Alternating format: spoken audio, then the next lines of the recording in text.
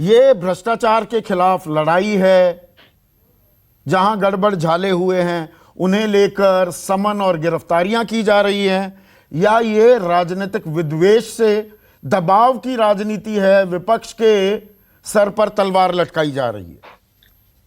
मैं बहुत ही स्पष्ट तरीके से कहना चाहती हूं कि सर्वोच्च न्यायालय, Patiala house court, enforcement directorate या फिर सीबीआई, ये सारी संवैधानिक संस्थाएं हैं और इन संस्थाओं के कार्यकलापों पर हम भारतीयों को आस्था होनी चाहिए।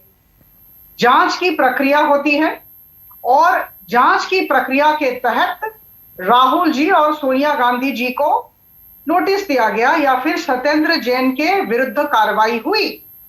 और मुझे लगता है कि हर एक विषय वस्तु को, हर एक मुद्दे को निर्वाचन के साथ जोड़ना बिल्कुल आधारहीन, भित्तिहीन और अपरिपक्वता है।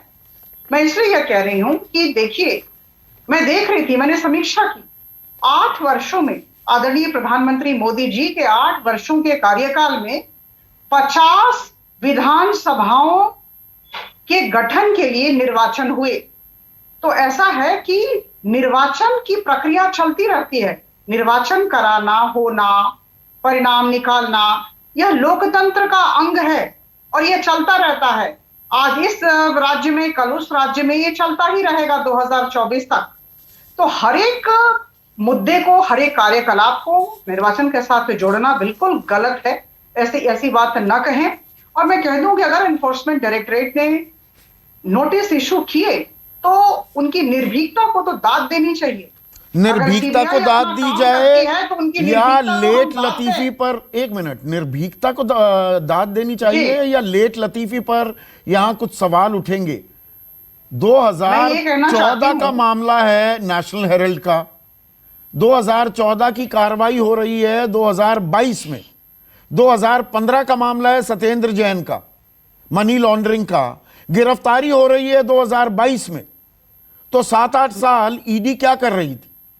देखिए, 2 बातें। पहली बात ये कि अगर यह काम 2014 या 15 में होता तो आप लोग बोलते इसी चैनल पर और सारे लोग बोलते यह पॉलिटिकल वेंडेटा है, प्रधानमंत्री मोदी जी आए और कार्रवाई शुरू कर दी। अच्छा, देखिए, 8 साल हो गए और मैं कह दूं ये जांच की प्रक्रिया है।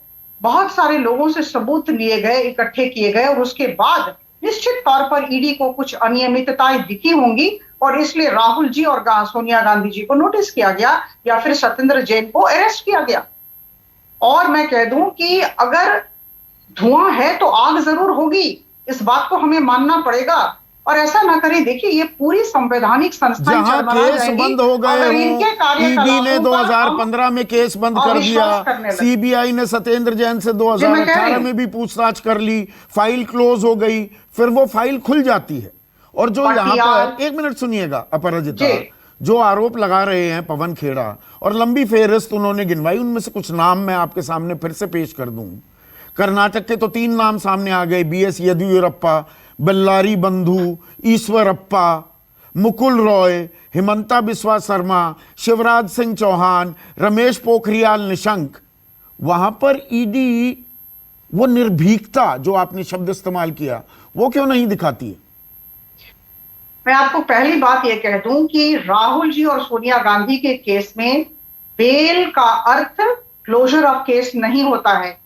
ये तो मैं बहुत ही स्पष्ट तरीके से कह दूं, पटियाला हाउस कोर्ट ने बेल दिया है, केस बंद नहीं हुआ। और अभी 7 सालों के बाद मैं कह दूं ये अभिषेक मनु सिंह भी दावा कर रहे हैं। ऐसा है, मैं बता दूं, मुझे बोलने दिया।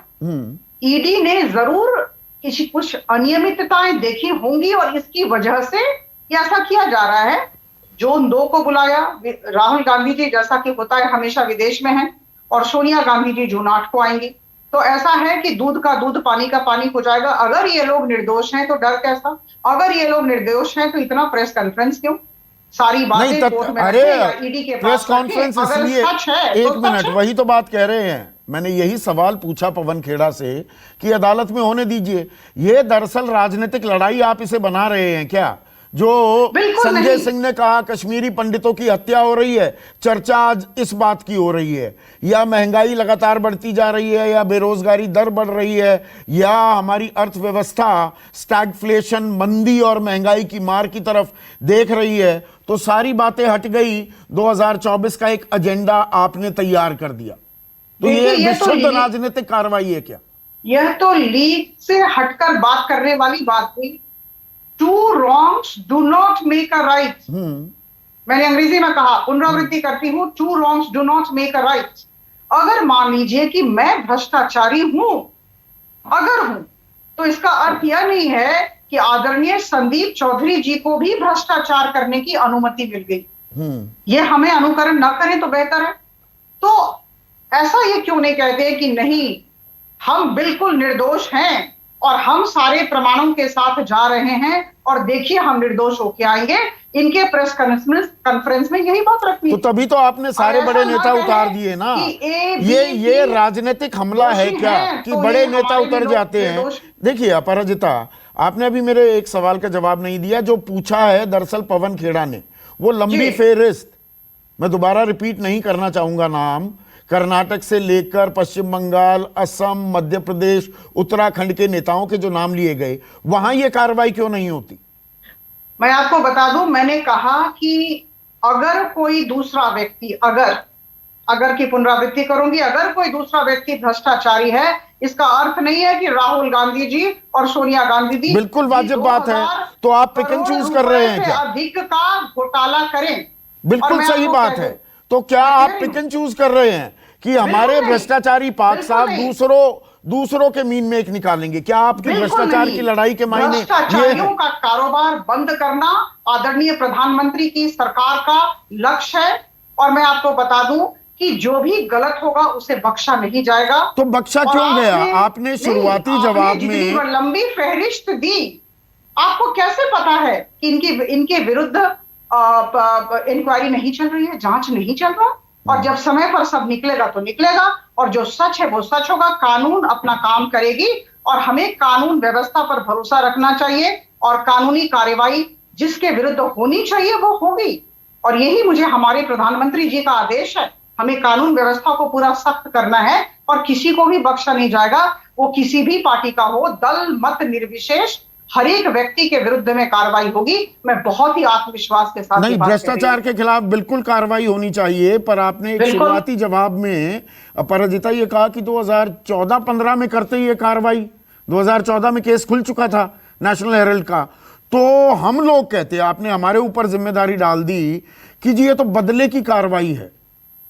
तो मतलब ठंडा करके कार्रवाई कर रहे हैं आप, या 2024 का एजेंडा सेट कर रहे हैं आप कि और मुद्दों से भटक जाएं?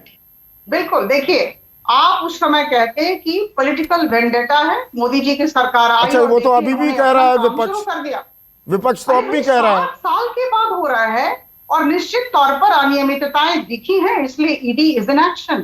तो हमें अनियमितताएं थी, वो तो 2014-15 में दिख जानी चाहिए थी।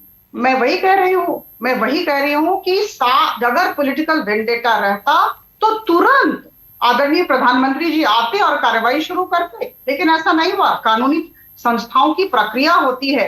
अगर किसी तरह का सबूत न था, अगर तो सबूत मिलने में 7 से 8 साल लग जाते हैं क्या? ये सवाल है। तो उसको सजा दो। मानती हूं कि जांच प्रक्रिया को समाप्त करने में देरी हुई, लेकिन मैं ये बहुत ही स्पष्ट तरीके से कहना चाहती हूं कि भारतीय जनता पार्टी के मन में कोई वैमनस्य की भावना है और इसलिए 7 वर्षों के बाद यह कार्रवाई हुई, ऐसा ना माना जाए। नहीं, 7 साल या 8 साल चार्जशीट दाखिल ना हो, इससे सवाल उठने लगते हैं क्या अपराजिता? मतलब चार्जशीट की कोई मियाद तो होनी चाहिए, सबूत इकट्ठे करने की भी कोई सीमा होनी चाहिए कि कितने सबूत चाहिए। मैं मानती हूं, देखिए, मैं प्रशासनिक अधिकारी रही हूं और हम सबका कर्तव्य देखना कि should be given on time, justice delayed, ये हम सब वाकिफ। ये चार्जशीट होनी चाहिए, कोई ही नहीं है, कोई डिफेंस ही नहीं। लेकिन ऐसा है कि इसे निर्वाचन से, इसे राजनीति से न जोड़ें। और मुझे लगता है कि ईडी हो, सीबीआई हो, कोर्ट हो, इन्हें अपना काम करने दे। कानूनी नहीं, व्यवस्था राजनीति पर से तो हमें जुड़ पूरा जाता है ना। भरोसा होना बीजेपी के चाहिए। राष्ट्रीय अध्यक्ष मैदान में उतर जाते हैं, केंद्रीय मंत्री स्मृति ईरानी जुड़ जाती हैं, बताने लगते हैं कि चेहरा गड़बड़ है और ये आईना साफ कर रहे हैं। ये जब हमारे बयान होने शीर्ष लगते हैं कि नहीं 4 करोड़ 81 लाख का ही मामला नहीं है, 16 करोड़ 39 लाख का मामला है, ये तो आपके बड़े चेहरे उतर गए। क्यों नहीं उतरेंगे? यही तो बीजेपी की खासियत है। हम सब एक हैं, और अगर कोई भी इशू होता है तो हम सब बड़ी गंभीरता के साथ लेते हैं। और आदरणीय स्मृति ईरानी जी हो या हमारे अध्यक्ष श्री नड्डा जी हो, ये शीर्ष नेतृत्व है और उन्हें अपने विचारों को रखने का पूरा अधिकार है। और मुझे लगता है कि इसकी तो सराहना करनी चाहिए। अब यार सराहना करनी चाहिए या ये राजनीति हो रही है? बिल्कुल नहीं। We are serious about everything that is happening in this country. और भ्रष्टाचार तो बहुत ही गंभीर विषय तो है। भ्रष्टाचार